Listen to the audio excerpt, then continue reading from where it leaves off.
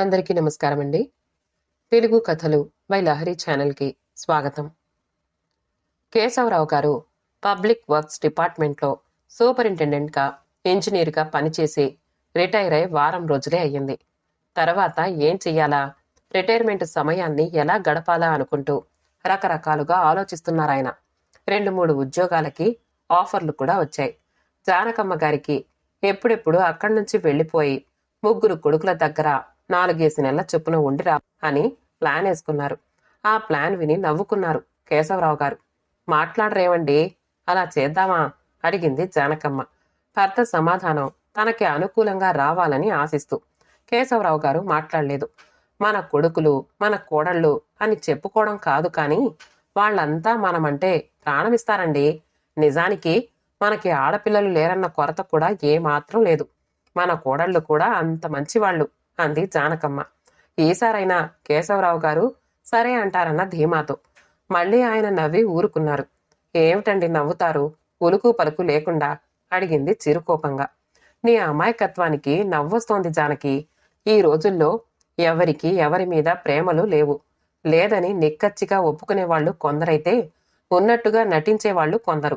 నిజంగా ప్రేమగా ఉండేవాళ్లు బహు కొందరు. మనం ఎవరి దగ్గర ఉండొద్దు. ఎప్పట్లాగే వాళ్ళు వస్తూ పోతూ ఉంటారు అన్నారు. అయితే మన బిడ్డలు నటిస్తున్నారంటారా? నేనేమీ అనను. అయితే పదండి, నా ప్లాన్ ప్రకారం అందరి దగ్గర 4 నెలలు ఉండొద్దాం. సరే అయితే నాకు ఒక ప్లాన్ ఉంది. ముందు నా ప్లాన్ అయ్యాక నీ ప్లాను. ఏమిటో అది? నార్త్ ఇండియా టూర్ వెళ్దాం. 3 నెలలు కండక్టర్ టూర్. ఆ తర్వాత నీ ప్లాన్. సరేనా? అట్లాగే. ఆ తర్వాత నాకు ఇక్కడే విశాఖలోనే మరో ఉద్యోగానికి ఆఫర్ వచ్చింది. ఒప్పుకుందాం అనుకుంటున్నాను. ఊరికే ఆ కొడుకు దగ్గర ఈ కొడుకు దగ్గర ఉండి ఏమి లాభం? బాగున్నారండి మీరు. జీవితమంతా ఉద్యోగాల గొడవలేనా? కొడుకులు కోడళ్ళు మనవళ్లతో హాయిగా చీకు చింత లేకుండా గడపడం మీకిష్టం లేదా? కోపంగానే అడిగింది. అన్నట్టు చీకు చింత లేకుండా జీవితం పూలపాన్పులా ఎవ్వరికీ జరగదే. అంటే అందరూ జీవితాంతం వరకు ఉద్యోగాలు చేసుకుంటూనే ఉన్నారా? ప్రభుత్వం రిటైర్మెంట్ ఇచ్చింది ఎందుకోసం? ఇక నువ్వు చేసింది చాలు. పిల్లా పాపలతో, అదే మనవళ్ళు మనవరాళ్లతో ఆడుకుంటూ హాయిగా ఉండమని కదూ. ఇన్నేళ్లు ఆటుపోట్ల కోర్చి చేసింది చాలదు. మూతి విరుస్తూ అంది జానకమ్మ. జానకి, అందరికీ జీవితాంతం ఏదో ఒక పని చేసే అవకాశం ఉండకపోవచ్చు. పిల్లల మీద ఆధారపడవలసిన అవసరమూ ఉండొచ్చు. కానీ అనవసరంగా నువ్వన్నావే హాయిగా ఆడుకుంటూ పాడుకుంటూ అని, అలా మాత్రం జరగదు. అయితే మీ మొండితనం, మీ మూఢనమ్మకం మీదేనా? కేశవరావు గారు జానకమ్మ గారి కోపాన్ని చూసి నవ్వుతూ, సరే నీ ఇష్ట ప్రకారమే కాని, నాది మూఢనమ్మకమో ప్రాక్టికల్గా ఆలోచించడమో నీకే అర్థమవుతుంది అన్నారు. అలాగే కానివ్వండి. ముందు మన టూర్ ఎప్పుడు? మళ్ళీ నెలలోనే. సరే, అక్కడి నుంచి రాగానే బయలుదేరదాం. ముందు పెద్దాడు రాఘవ సుశీల దగ్గర 4 నెలలుందాం బెంగళూరులో. తర్వాత ఢిల్లీకి రంగా శివానీల దగ్గరికి. ఆ తర్వాత రాము శైలజల దగ్గరికి హైదరాబాదు. అన్నట్టు మీరేమీ అనుకోకపోతే నార్త్ ఇండియా టూరు మరి 3 నెలలు ఏమిటండి? 2 నెలల్లో పూర్తి చేసేసుకుని పిల్లల దగ్గరికి వెళ్ళిపోదామండి అంది బతిమాలుతున్నట్టుగా. కేశవరావు గారు నవ్వుతూ, మీ ఆడవాళ్ళందరూ ఇంతేనే. వాళ్ల కోసం వాళ్ళు బ్రతకరు.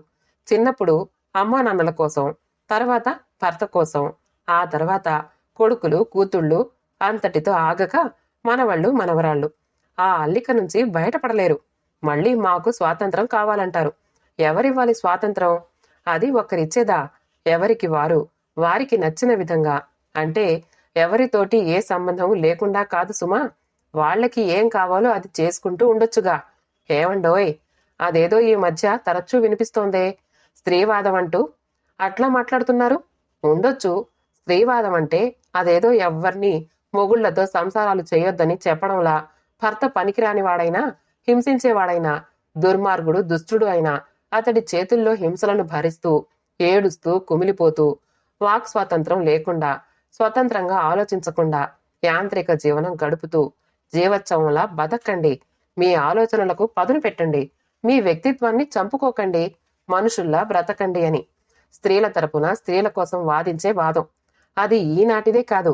వీరేశలింగం పంతులు గారు, రాజా రామ్మోహన్ రాయ్ గారు, మహాత్మా గాంధీ గారు అందరూ ఆ మాటకొస్తే స్త్రీవాదులే స్త్రీలకి విద్య కావాలి, ఉద్యోగాలు కావాలి, స్వేచ్ఛగా ఆలోచించగలిగే వాతావరణం కావాలి అని పోరాడిన వారే.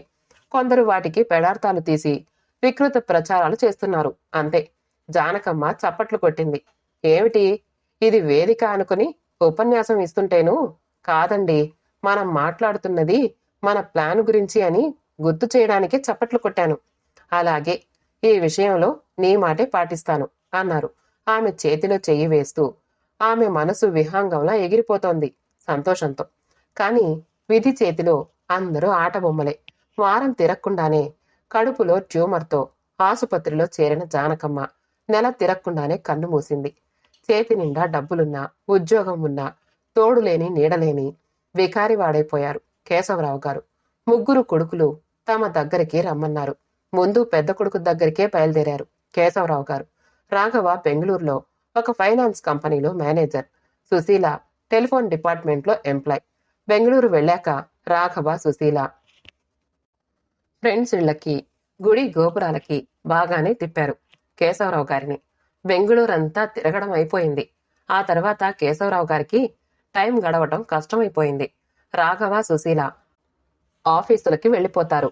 కౌశిక్, మానస స్కూల్కి వెళ్ళిపోతారు. ఇంట్లో కనబడ్డ పుస్తకమల్లా తీసి చదివేవారు కేశవరావు గారు. పిల్లలు సరాసరి స్కూల్ నుంచి ట్యూషన్కి వెళ్ళి అందరూ ఒకే సమయానికి వస్తారు. రోజు మీకెలా టైంపాస్ అవుతోంది అడిగింది సుశీల. ఎన్ని పుస్తకాలు చదివినా, పేపర్లు చదివినా, టీవీ చూసినా పొద్దు గడవడం లేదు. అదే మీ అత్తయ్య ఉంటే దేనికో ఒకదానికి తగు పడుతూ సర్దుకుంటూ ఎలాగో కాలక్షేపం అయిపోయేది బాధగా అన్నారు కేశవరావు గారు.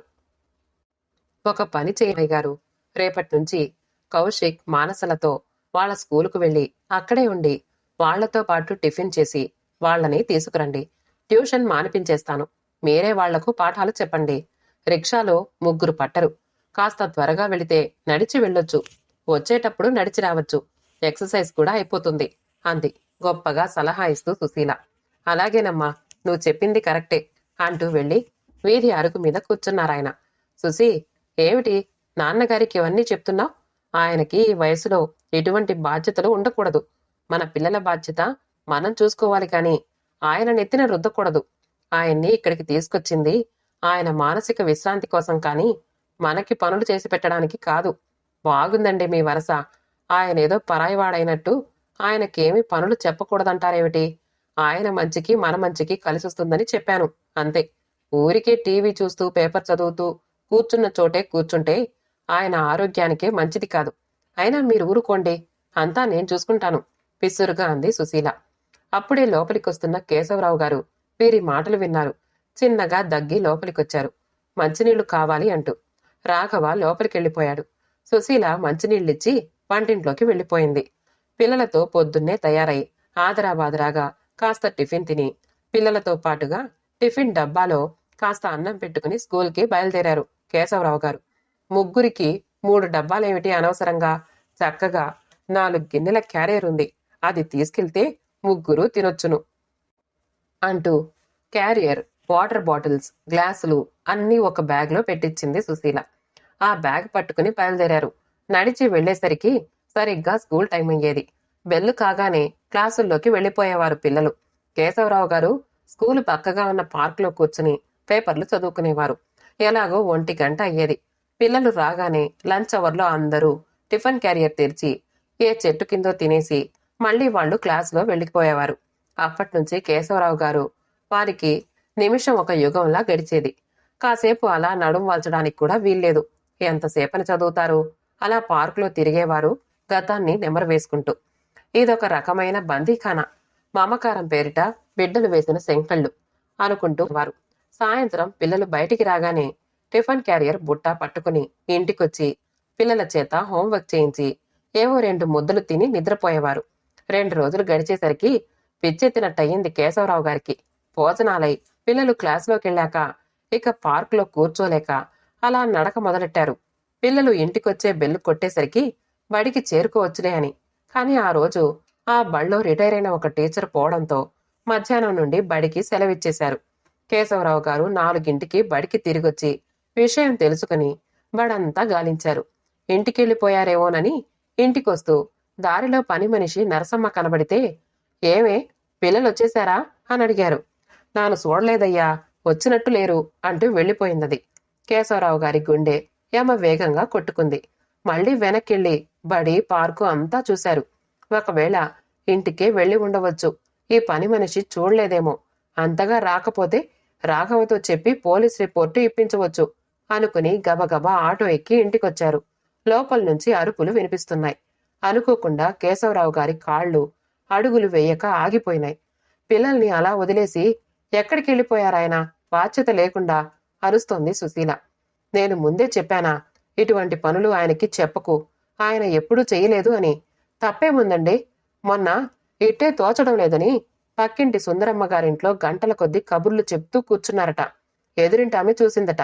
మేడ మీద రమాదేవి ముందర ఈ సంగతి చెప్తూ ఉంటే ఒకటే నవ్వు. రేపు నలుగురు నానా రకాలుగాను అనుకుంటారు. భార్య పోయి నెల తిరగకుండానే అలా పరాయి ఆడవాళ్లతో మాట్లాడితే చాపల్యం అనుకోరు అంది. సుశీల, పులిలా అరిచాడు రాఘవ. ఎందుకు అరుస్తారు? ఉన్నమాట చెప్పినందుక. రిటైర్ అయిన తర్వాత ఇట్లాంటి ఆడ స్నేహాలు మొదలైతే వచ్చిన పెన్షన్ డబ్బులు 4 ఎవరితో లాగేసుకుంటుంది అంది, ప్రతి అక్షరం నొక్కి పలుకుతూ. చిచ్చి, పాడు బుద్ధి, పాడు ఆలోచనలును. మా నాన్న అటువంటి వారు కాదు. అబ్బో, మీ నాన్న శ్రీరామచంద్రుడు, మీ అమ్మ అపర జానకమ్మ. సుశీ కోపంతో చెయ్యెత్తి ఛీ అంటూ చేయి దించుకున్నాడు. తలుపు చాటు నుంచి అంతా వింటూ చూస్తున్న కేశవరావు గారు ఇక వినలేక అలా పచార్లు చేస్తూ తిరుగుతున్నారు. 2 రోజుల తర్వాత సూట్ కేసు సర్దుకుంటున్న కేశవరావు గారిని చూసి, ఎక్కడికి వెళ్తున్నారు మావగారు అడిగింది సుశీల. 4 రోజులు రంగా దగ్గర ఉండొద్దామని. అప్పుడేనా? ఇక్కడ మీకు కష్టంగా ఉందా?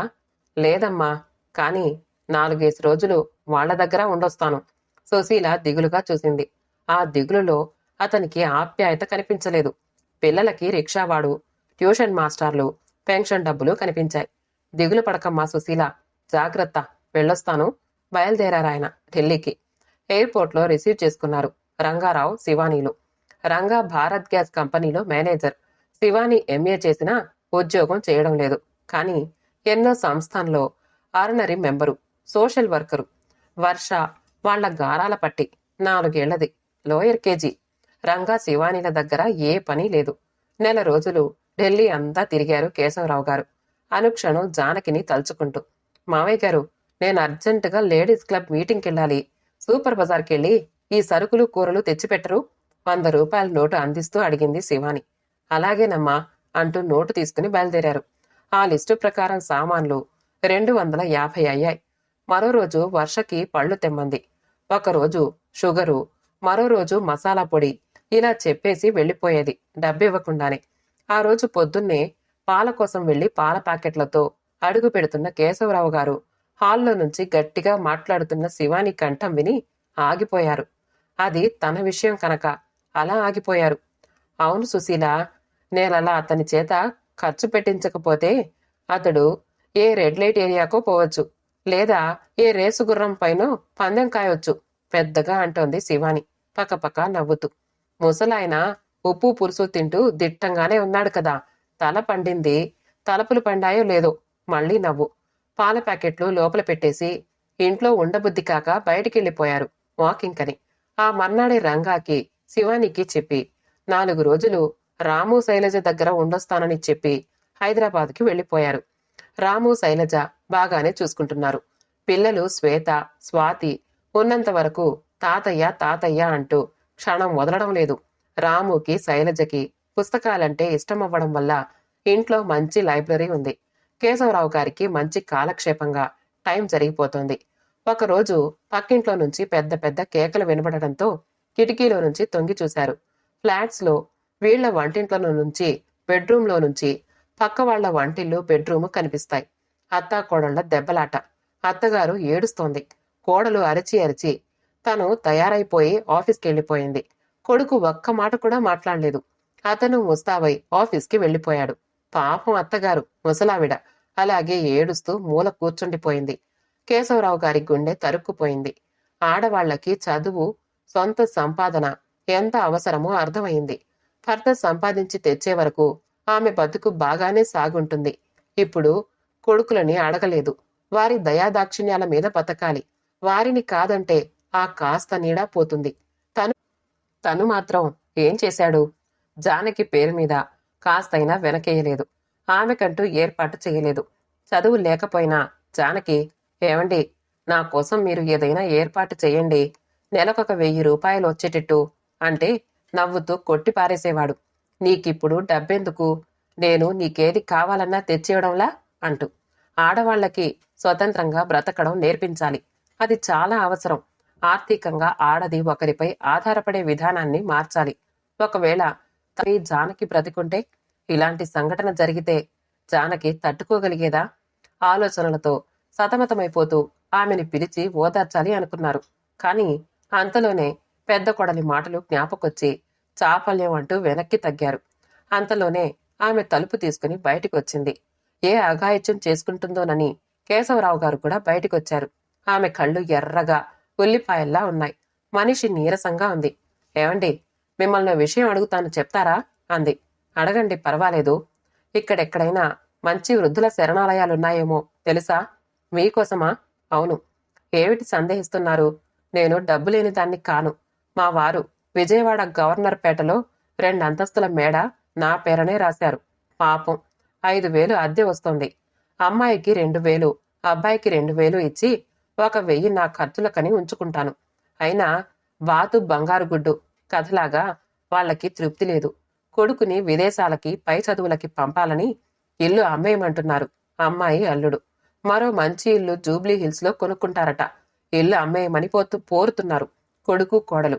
నేను బ్రతికుండగా ఆ ఇల్లు అమ్మేయడం నాకిష్టం లేదు. అది గొడవ. ఆశ్చర్యపోయారు కేశవరావు గారు. ఆర్థికంగా ఈవిడ బాగానే ఉన్నారు. అయినా ఒంటరితనము, అశాంతి అనుభవిస్తున్నారు. ఆమె ఎవ్వరికీ అక్కర్లేదు. ఆమె డబ్బు అందరికీ కావాలి. ఆప్యాయత కరువైపోయింది. ఆర్థిక దన్ను ఉంది. కాస్త ధైర్యంగా ఒంటరిగానే బ్రతకడం అలవాటు చేసుకుంటే చాలు. అంత ఉండి కూడా మీరిలా అంట్లు తోముతూ వాళ్ళు పెట్టింది తింటూ పడుండడం ఆశ్చర్యంగా ఉంది. అవును, కన్నబిడ్డలకి సాయపడడం, ఊడిగం చేయడం కాదు అనుకున్నాను. అందుకే ఇలా ఉన్నాను అంది ఆమె కళ్ళు తుడుచుకుంటూ. రండి లోపలికి, కాఫీ తాగుతురుగాని. ఆమె లోపలికొచ్చింది మొహమాట పడుతూనే. శైలజ, అమ్మా శైలజ పిలిచారు. బయటికొచ్చిన శైలజ ఆమెని అదోలా చూసింది. ఈమె మన పక్కింట్లోనే ఉంటారు అంటూ ఏదో చెప్పబోయే లోపలే, నా పేరు మహాలక్ష్మి. ఊర్మిళ నా కోడలు. డాక్టర్ ప్రశాంత్ మా అబ్బాయే. మీరు వాళ్లతో మాట్లాడుతూ ఉంటే చూశాను. అందుకే అలా పరిచయం చేసుకుంటున్నాను అందావిడ. నాకు తెలీదు మీరు పక్కనే ఉన్నా. మా మామగారు భలే పట్టేశారే అంది వ్యంగ్యంగా. ఆ మాటల్లోని వ్యంగ్యం ఇద్దరూ గ్రహించారు. కేశవరావు గారు తమాయించుకుని, శైలజ, పొద్దుట్నుంచి ఏదో గొడవల్లో పడి వారు కాఫీ కూడా తాగలేదట. కాస్త కాఫీ ఇవ్వు అన్నారు. రెవ్వున వెళ్ళి నిమిషంలో కాఫీ పట్టుకొచ్చి ఇచ్చి మహా అర్జెంటు పనున్నట్టుగా లోపలికి వెళ్ళిపోయింది శైలజ. కాఫీ తాగి కప్పు కింద పెడుతూ, కోడలితో చెప్పండి, నేను వెళ్ళొస్తాను. నేను చెప్పింది కాస్త గుర్తుంచుకోండి అంటూ వెళ్ళిపోయిందామె. ఏమిటో ఈ కలికాలం. డబ్బున్న వాళ్లకి సుఖం లేదు, లేని వాళ్లకి సుఖం లేదు. అభిమానాలు, ఆప్యాయతలు అంతరించిపోయాయి అనుకుంటూ లోపలికి వెళ్లబోతున్న కేశవరావు గారు శైలజ మాటలు విని ఆగిపోయారు. ఇంత వయసొచ్చినా ఈయనకిదేం బుద్ధి? పక్కింటి మహాలక్ష్మి గారితో ఒకటే కబుర్లు, ఏదో బంధువుల్లాగా. ఏకంగా ఇంటికి కాఫీకి పిలిచేశారు. రేపు నోర్మొయ్, మా నాన్న అలాంటివారు కాదు. చూశానుగా, సుశీలక్క చెప్తే నమ్మలేదు. శైలజ అరిచాడు రాము కోపంగా. అయినా నాకెందుకులేండి, ఏదో చెప్పానంతే. కేశవరావు గారికి గుండెల్లో ముళ్ళు గుచ్చుకున్నట్టయింది. అడుగు ముందుకు పడక వెనకొచ్చి వాలు కుర్చీలో వాలిపోయారు. జానకి, చూశావా? నువ్వు నేను ఒకళ్ళకొకళ్ళం తోడుగా ఉండేవాళ్ళం. నన్ను ఒంటరిని చేసి వెళ్ళిపోయావు. చిన్నప్పుడు అమ్మ నాన్న, పెద్దయ్యాక భార్యాభర్తలు, ఒంటరి వారికి స్నేహితులు, ఇలా అందరికీ ఒక తోడు అవసరం. కుర్చీలో కూర్చునే ఆలోచనల్లో మునిగిపోయారు కేశవరావు గారు. వరంగల్లో వయోజనులకు వెలిసింది మహాలక్ష్మి ఆశ్రమం. స్త్రీ పురుషులందరి కోసం అన్ని సదుపాయాలతో వెలిసింది. వంటవాళ్లు, డాక్టర్లు, టీవీ, అన్ని సదుపాయాలు ఏర్పాటు చేశారు కేశవరావు గారు. మహాలక్ష్మమ్మ గారు ప్రత్యేకంగా అందరి యోగక్షేమాలు కనుక్కుంటారు. డబ్బివ్వగలిగిన వాళ్ళందరికీ ఏ క్లాస్ రూములు, కొంచెం అవతలగా అవుట్ హౌస్ లో డబ్బు ఏమాత్రం ఇచ్చుకోలేని వారికి ఉచిత వసతి. మానవ సంబంధాలు మరుగుపడిపోతున్న ఈ రోజుల్లో అదొక మానవాలయం. ఎందుకనో ఆ రోజు జానకమ్మ తరచూ జ్ఞాపకం వచ్చింది కేశవరావు గారికి. జానకి, నువ్వు పోయిన రోజున నేనెంతో బాధపడ్డాను నువ్వు లేవని. కాని ఈ రోజున నువ్వు నా చేతుల మీదుగా పోయినందుకు ఎంతో సంతోషిస్తున్నాను. నేను పోయి నువ్వుంటే నువ్వీ బాధలు పడలేకపోయేదానివి. ఈ వాతావరణంలో నువ్వు ఇమడలేవు జానకి. ప్రేమించడం తప్ప ద్వేషించడం తెలియని నీకు ఈ పరిస్థితి అర్థం కాదు కూడా. జానకి, నువ్వెంత మంచి పని చేశావు. హాయిగా నా చేతుల్లో పువ్వులా వెళ్ళిపోయావు. నీ జ్ఞాపకాలతో బ్రతుకుతున్నాను నేను. త్వరలోనే నిన్ను చేరుకోవాలి అనుకుంటున్నాను జానకి. వచ్చేస్తాను నీ దగ్గరికి. ఎందుకనో ఈ మధ్యన నువ్వు మరీ గుర్తుకొస్తున్నావు. అంత శూన్యంలోనూ నీ నవ్వే నాకు ప్రాణం పోస్తోంది. కేశవరావు గారు వాలు కుర్చీలో వాలిపోయారు. సుదీర్ఘ నిద్రలోకి జారిపోయారు. తన జానకిని వెతుక్కుంటూ వెళ్ళిపోయారు. కథ సమాప్తమండి. కథ నచ్చితే లైక్ చేయండి, షేర్ చేయండి, కామెంట్ చేయండి. మా ఛానల్ తెలుగు కథలు బై లహరిని సబ్స్క్రైబ్ చేసుకోండి. ఆల్ అనే బెల్ బటన్ని నొక్కండి. మళ్ళీ కలుద్దాం ఇంకో మంచి కథతో.